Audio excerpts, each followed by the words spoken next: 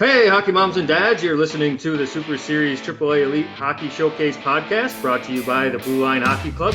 The Blue Liners are here tonight. We have Robbie P. Peters, Derek E. Train Hitu, Mark the Dr. Morley, and Uncle Lardy Sullivan. What's up, Pat? What's up, guys? Welcome to the first SuperSeries Elite Showcase podcast. We got Steve Dubinsky with us tonight. He's one of the owners of the showcases. Steve's going to talk to us a little bit how the showcases came about, and there's some big tournaments going on this weekend. So, Steve, welcome to the podcast. Thanks for having me, guys. So, Steve, this is big for us. We're really excited about the new podcast coming up this year. Can't wait to attend a few tournaments, talk a little bit about it throughout the year. But tell us a little bit about how the SuperSeries Elite Showcases came about and when that all started. It's a big tournament. A lot of people know about it. So shed a little light on how this all got started. So actually, this is my seventh. This has been our seventh year officially that I've been involved with the company. The brand SuperSeries AAA actually started way back when. There was a group of 1998 teams, one from Dallas, one from St. Louis, one from Philadelphia, and the other from New Jersey, that started a series of events where they just wanted to play against each other as far as getting great competition. So Keith Primo was one of the guys who was coaching the Comcast group. His son, Caden, was actually on that team, even though he's a year younger. He's now playing for the Laval Rocket in the American Hockey League, played at Northeastern for 2 years. And essentially that brand or that model kind of obviously it's morphed into what it is today. And that was probably back in 2010, I believe, maybe even earlier than that they did that. So in 2013, Keith and I had actually been doing a couple of showcases on our own, and my now partner, Jeremy Dallow, was running SuperSeries AAA. One day I reached out to Keith and I said, SuperSeries AAA, that's really such a great name and brand for what we're doing, meaning Keith and I. And he goes, well, actually, Jeremy Dallow reached out to me and asked, is there anything we can do maybe together to grow our business? Got on the phone call that week. Within the next 2 months, we were all working together, and thus, SuperSeries AAA as it exists now, that's when it started. Originally, like, for example, we now have our largest tournament, which is in Boston in September every year. Our first year back in 2013, we had 38 teams. And in 2020, we anticipate close to 300. Wow. Unbelievable. So that's kind of been, the business has changed immensely in the last, say, probably over the last 10 years, but every year it seems that something else is happening. And we've been fortunate enough to stay ahead of the curve. We have events spanning from September in Boston and finishing off in New Jersey this coming weekend with our second largest event with 125 to 140 teams in New Jersey and Long Island. And then that rolls into our spring and summer showcase /tournament model that we've increased every year as well. So it's been an interesting run. We seem to have originally gone from really catering to the top end group, which is kind of what Keith and those guys did in the beginning, to where now we will have tournaments like Boston where we may have 40 to 52 teams at a birth year, ranging from the number one team in the country on My Hockey Rankings to the potentially the 40th ranked AA team who's just looking to play good games in the beginning of the season. So it's really, really changed a lot in the last few years. So, Steve, we're from upstate New York, all the guys on the podcast, and we've heard of your tournaments growing up. Do these teams reach out to you, or is it to the, how do you get so many teams, I guess is my question. is it to the point where, you guys have you're up there in the echelon of youth hockey showcases, that people just, email you and say, we want to be at the Boston breakout, or we want to be in New Jersey this weekend, or, how does that happen? Well, basically at the beginning, and I sometimes think to myself, how much hard work Jeremy, myself, and Keith Primo, who's now no longer an owner, but his brother Wayne, who's another former first rounder, who lives in Toronto. He's a partner as well. And really, when we look back at the beginning, we really just spent a ton of time calling people, emailing people.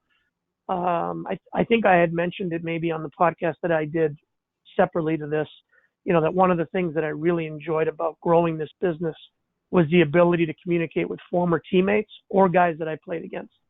So on a constant basis, a lot of times what's been happening over the last few years is that I'll reach out to a coach or a manager, and it's like, oh, well, just 3 days ago, Jerome McGinley, who's a former teammate of mine with the Flames, reached out because he's coaching an 06 team from Boston.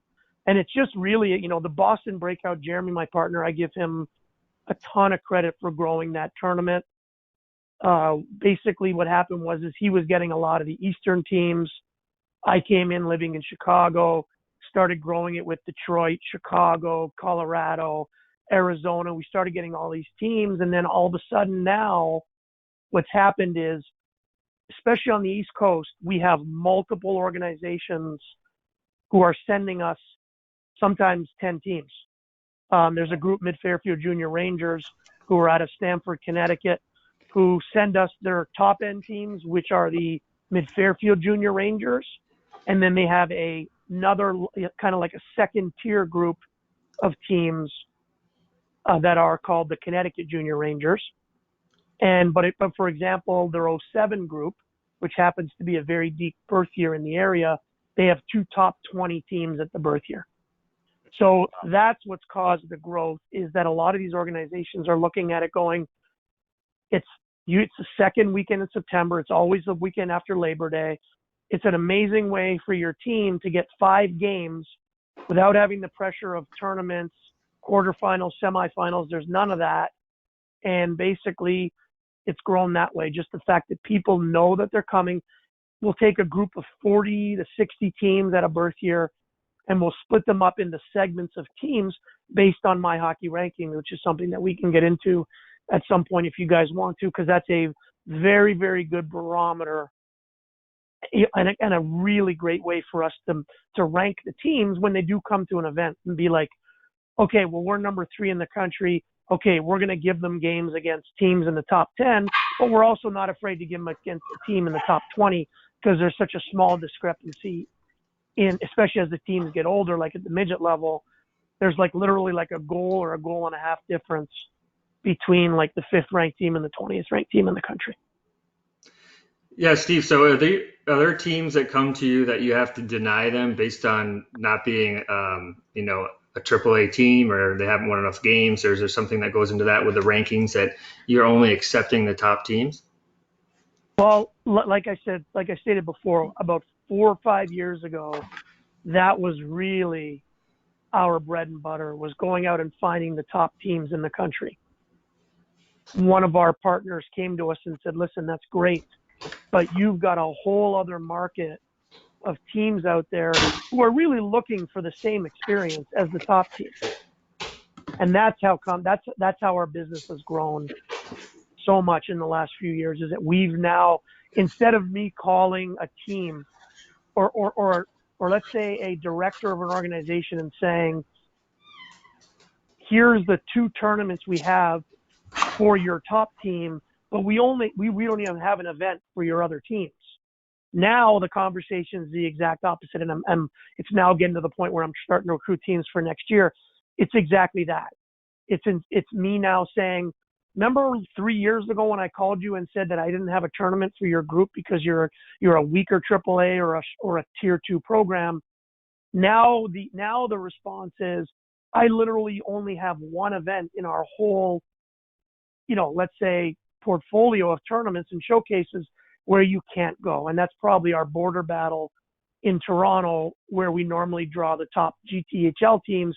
And, we cannot have the top, say, 5 of the top 15 teams in Ontario and have them play against teams that are ranked in the 40s and 50s from the United States, because that's a total, border battle where they're playing against the other country. But other than that, I mean, that's really been the growth rate for us, is really finding that those teams that are looking for strong competition,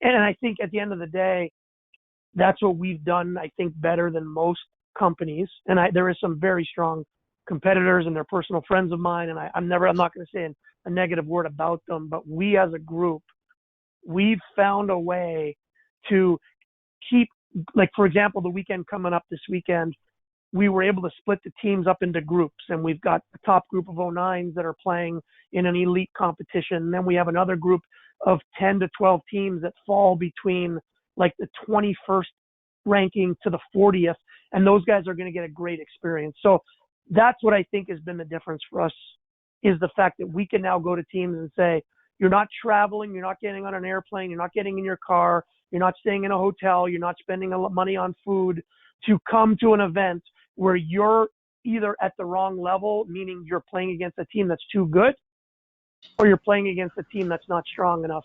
And that has truly been a really, really change in our business model. Yeah, and that's a big thing, Steve. I mean, if I was a coach and had a team, exactly what you just said, getting on an airplane and coming to one of your tournaments and, paying all this money to stay in hotels and going to a premier showcase, and then just going to a tournament and winning by, 10, 12 goals every game. That's something that people would not be, very kind of, but you guys figured it out and have that niche where you break up the teams and it's like you said, they're winning by 1 goal, 2 goals. So that's something big about the SuperSeries Showcases. You got teams like New Jersey on the U16 here this weekend. You got the Rockets, Premier, you got the Rockets AA Black.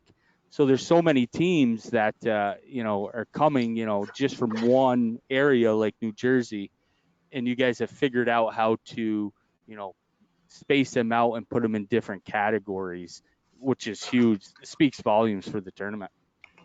Yeah, it does. I mean, that's been the biggest thing, is I think there's also a trend. Every day I wake up and somebody else is telling me about a group of teams that are sitting at the top of my hockey rankings who are now kind of doing their own showcases.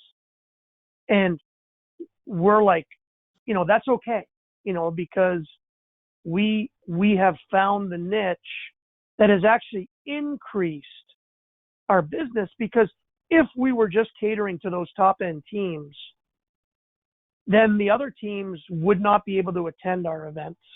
And there's not a coach in the world who wants to leave the locker room, not maybe 1 game, 2 games may be okay, but 3 or 4 games in a weekend where you're getting shellacked by another team.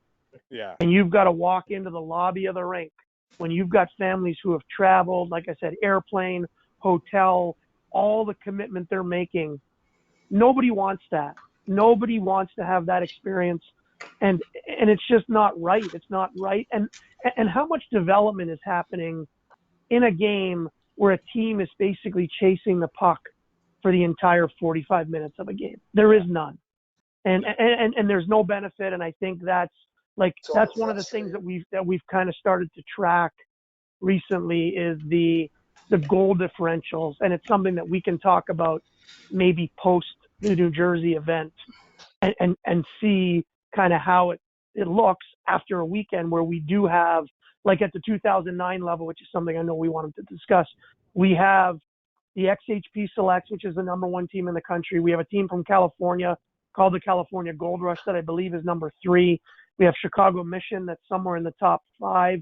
And then we have the Long Island Royals that are, I think, 8th or 9th. And what we've done is we've taken those group of teams and they're playing against each other. We then have this next group of teams that are from 20 to 40, and they're going to play against each other. And I just think that it's really been it's been received very well from our clients, meaning the teams, the families, everybody involved. And nobody has to really question what we're doing anymore, because I'll just say to them, this is what we do. Like, that's what our job is. Our job, between Jeremy and myself and our staff, is to make sure that when families come, they get a great experience, because there's competition in the business. Like, we're not the only ones. But if you do it right and you keep these people happy, they're going to continue to come back. And that's been the key as well, that our two bookend events, Boston and New Jersey, just happen to be our two largest events. It's not a coincidence. It's because those are times of the year where teams are looking for exactly what we're providing for them. And it speaks volume too, to have former hockey players putting together these tournaments, and saying that you have a lot of former hockey players, high level hockey players, NHL players, that bring their teams to these tournaments because they know the competition, and how much better these tournaments, the showcases, are overall. I mean, what do you have, Steve? You have Marty St. Louis has a team. Who's some other big names that puts teams into these showcases? Oh, over the years, dating back, Mike Pekka from the Sabres, Chris Draper from obviously the Red Wings, Milan Hajduk from Colorado.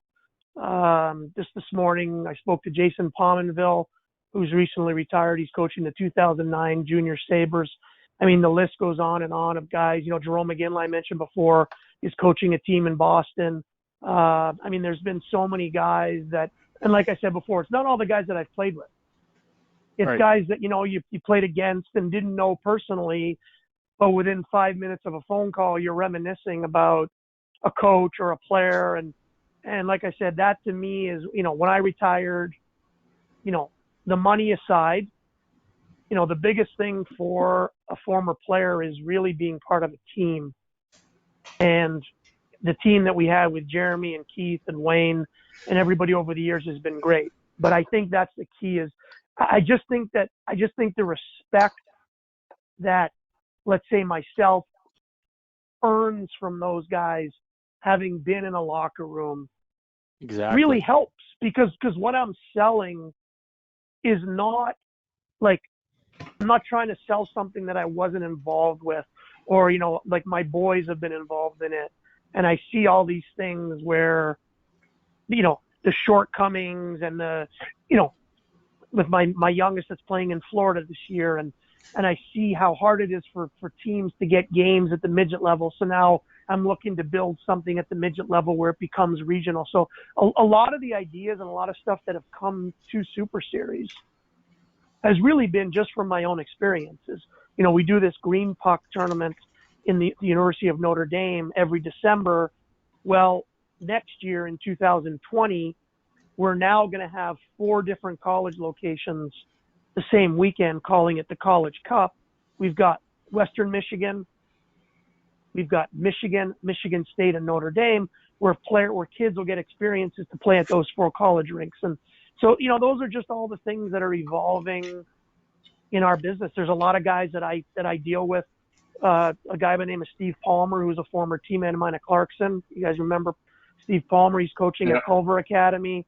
Chris Lipsitz, and a former teammate of mine, is coaching with Tri-State Spartans. Brian Mueller, who is a former teammate of mine, is running the Penn's Elite program in Pittsburgh. So, I mean, the list goes on and on. Like, I feel like I'm at the Oscars, and I didn't write down who to thank, because there's just so many guys. I mean, it's just incredible. Like, it really, really is. If I was to, Curtis Brown, former San Jose Shark, Chicago Blackhawk, Craig Johnson. Oh my God.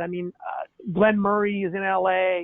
Yeah. It really is. It's amazing to see. And if you guys remember, one of my biggest things that I mentioned in our original podcast, you asked me why I thought hockey in the U.S. was getting better.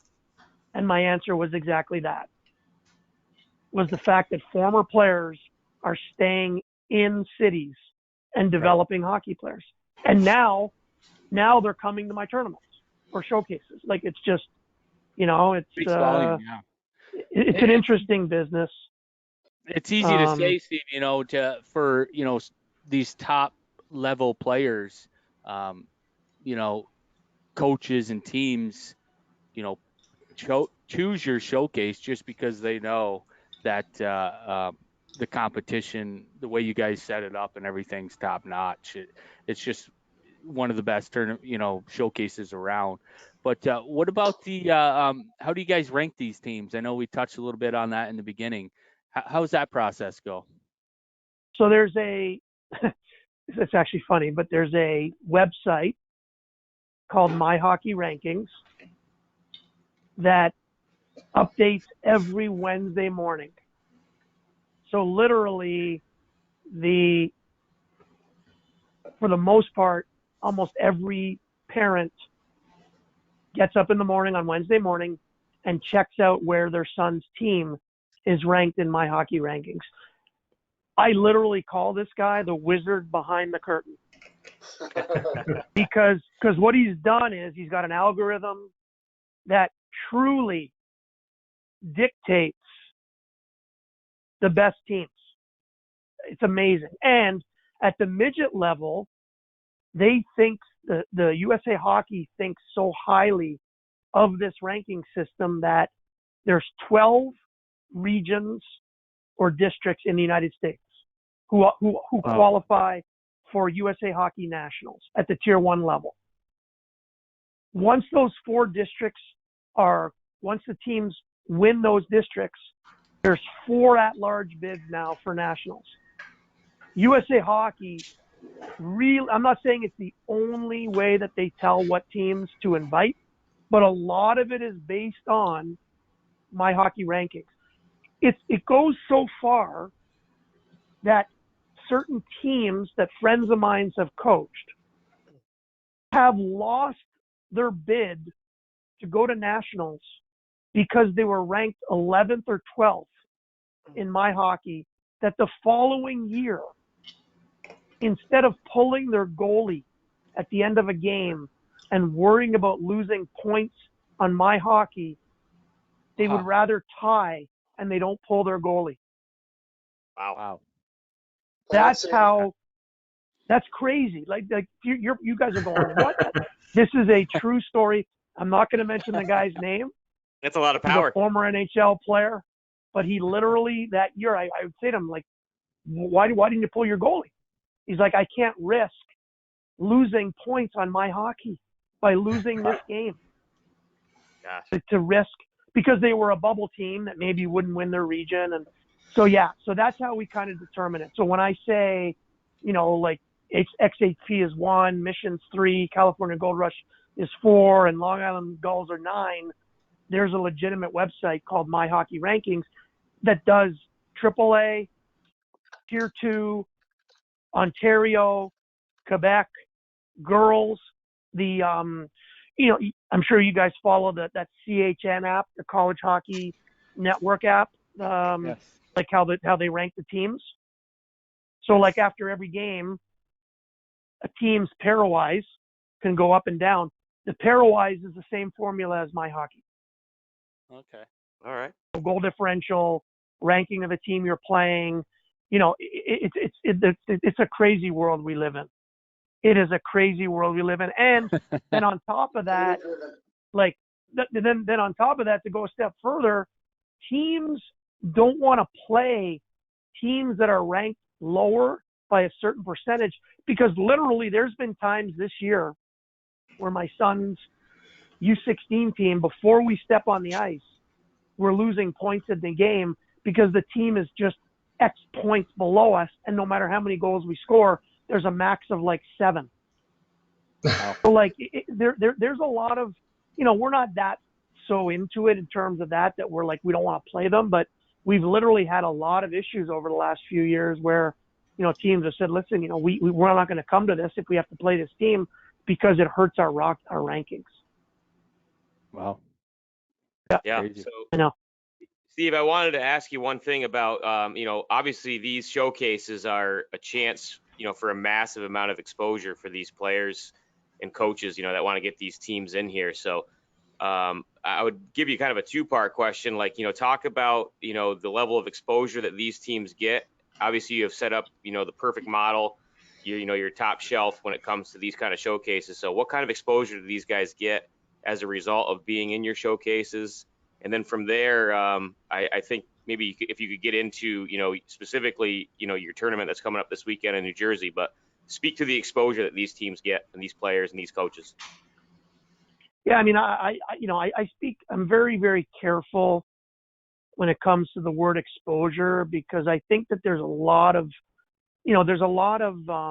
misconceptions out there as to, when exactly the word exposure kicks in. And, I would say that for our events, Bantam Major is pretty much up until this year, Bantam Major is probably our level that gets the most exposure. Just because most of the Boston tournament or showcase, our border battles, we have some really strong teams.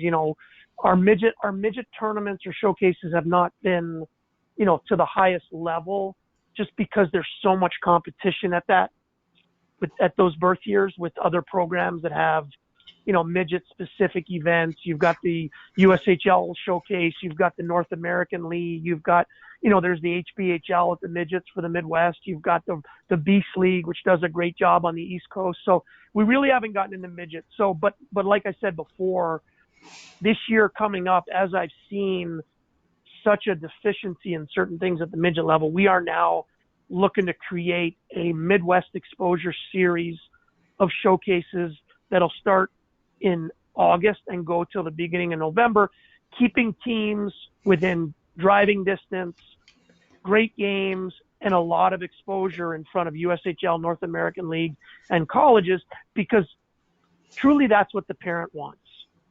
The parent who's spending the money wants to see what I call logos on the jackets. They want to see USHL teams. They want to see college teams, and I don't blame them, but I think there's almost too much emphasis at young age levels, on what exactly. Like, realistically, my hockey, even though it's a great tool, USA Hockey only uses it as a tool when it comes to at-large bids, which starts at U14. For us as a business and everybody involved, it's a great tool to allow for competition, but on some levels, maybe some teams don't play as tough a schedule and some teams don't play as many games. And so it's really it's one of those things where we utilize it as a tool, but it's not the be all end all. But at the midget age level, a majority of the better teams are the ones that are getting scouted. There's always great players on teams that are in the 30s and 40s, but the majority of the top players at the 14, 15, 16 age groups are usually lumped into, let's say, the top 10 to 15 teams in the country. So that's where the scouts will focus on.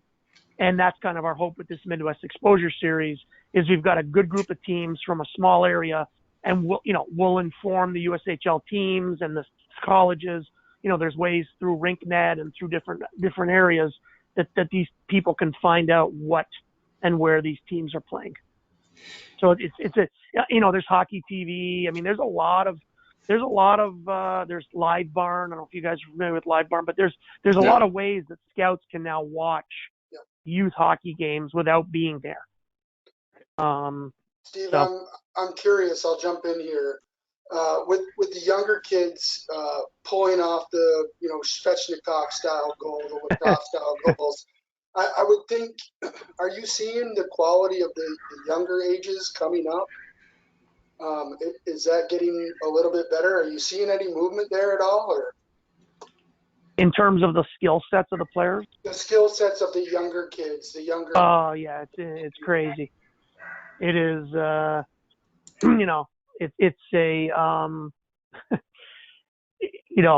to Twitter, the social media, the skill sets, the ability, just the overall skill of the players today is, you're seeing it obviously in the NHL, and you're seeing it in the USHL and, the BCHL. I saw a kid from, what's the name of that team? His name is Johnson. He's going to Michigan next year. He's pulled off 2 of the Michigans in like 2 weeks.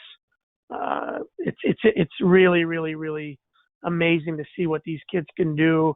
And, I think it's a skill set that it's very unique. I don't think there's a ton of players that can pull that off, in the environment. But it's amazing to me. I always tell people when I look at today's player, the teams that my sons have played on, and I look at the skill sets of these players, and it's remarkable that when I first broke into the NHL, I bet you there was maybe 3 guys on our team who would you really consider to be like elite skilled players?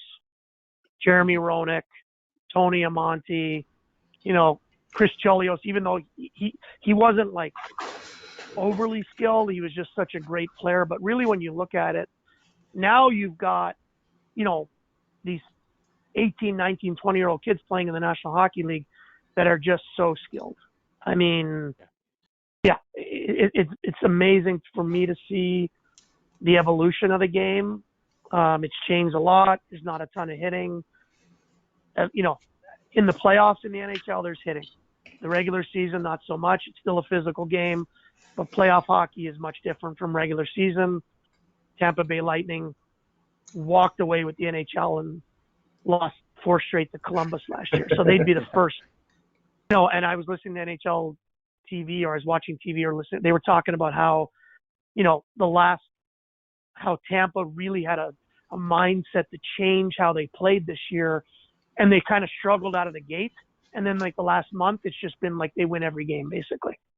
Yeah. So it's ironic that even at that level, the ability to play the game the right way, and not only play with skill, is the way that teams are going to succeed and win. I mean, the Blues, how many players on the St. Louis Blues would I sit there and say have like elite skill?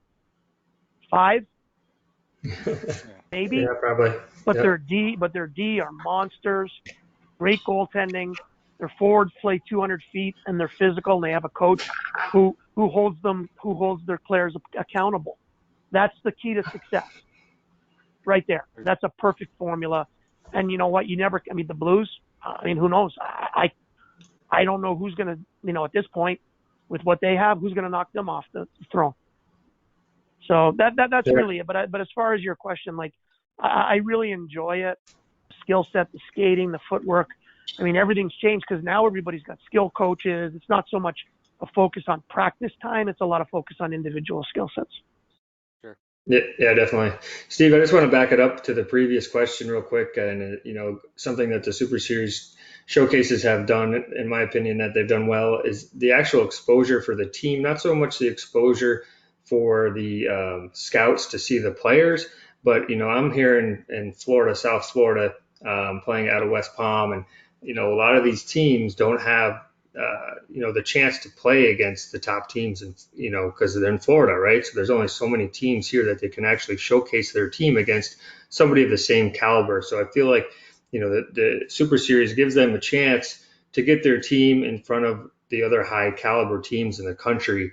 And, it's a great spot for teams maybe in California or Florida or some of these smaller hockey markets to play against some of the best teams in the country to get their rankings up, so they can compete at the national level. Do you think that's something that you guys have provided these smaller markets the opportunity to become better teams, as actually get to play against better competition throughout the year?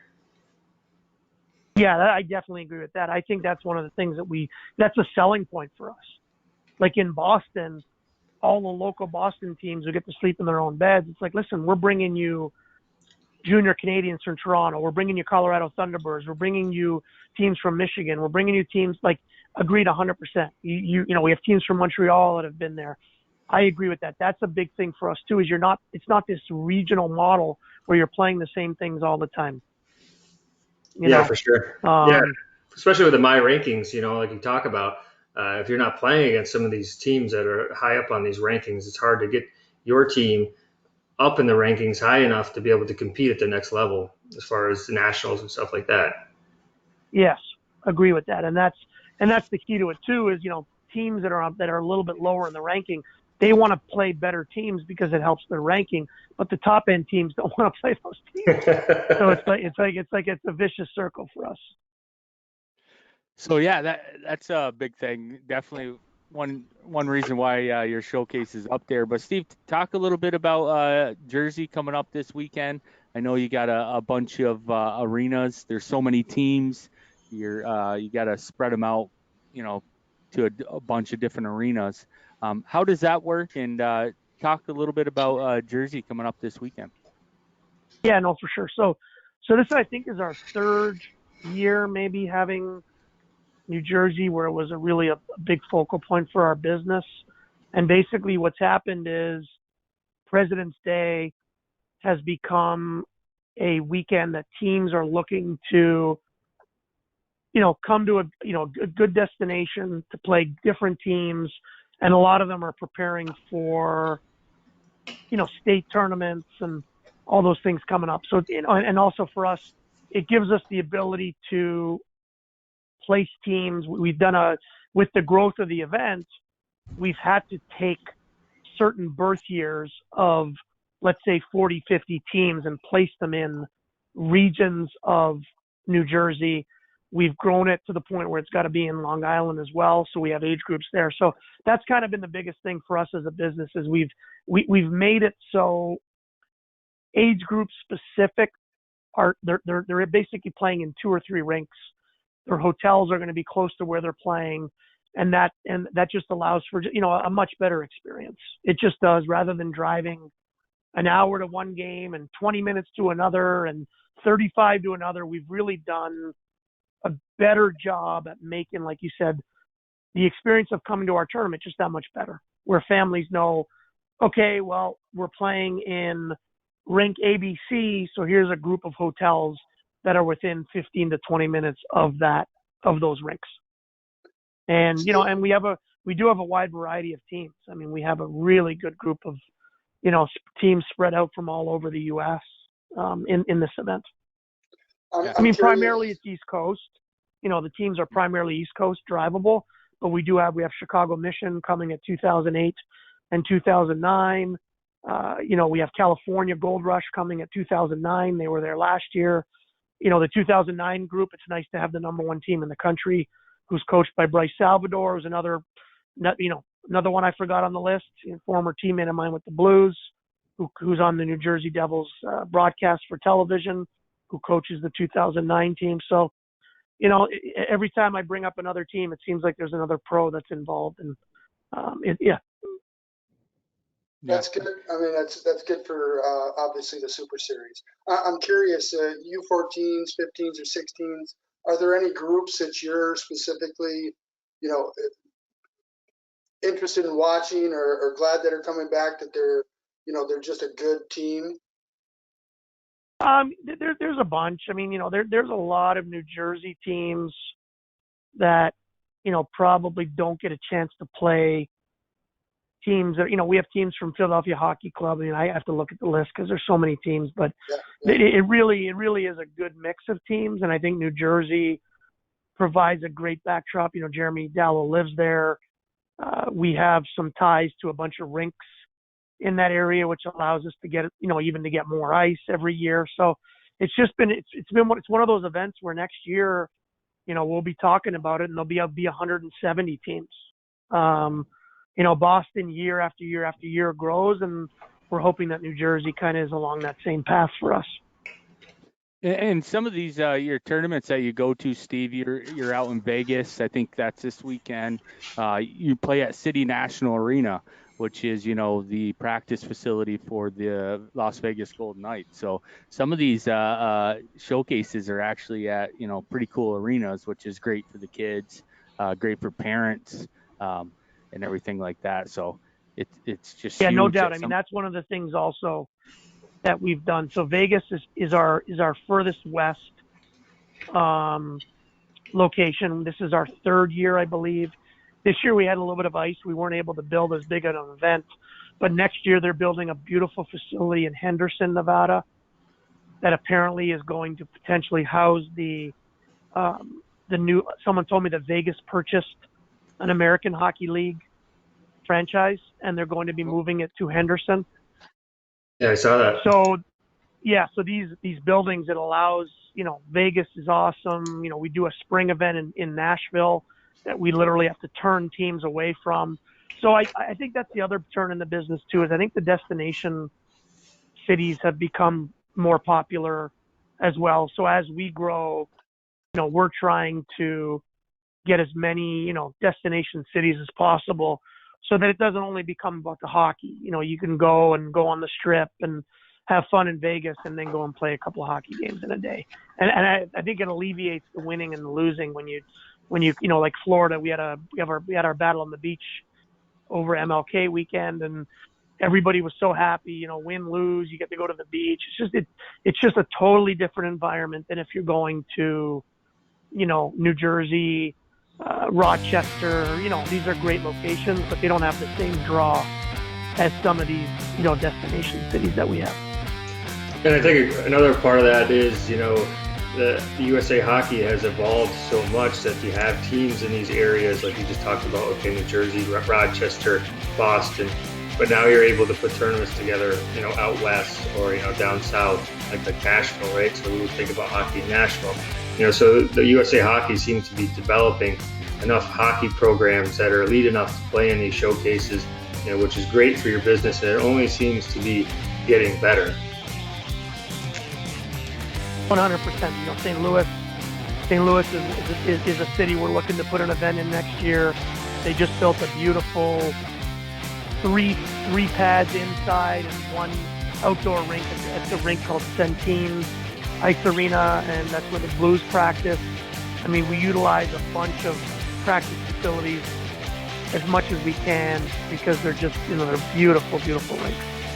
And parents, families enjoy playing in them, and and we're all about trying to give the best experience possible when the families do come to our events.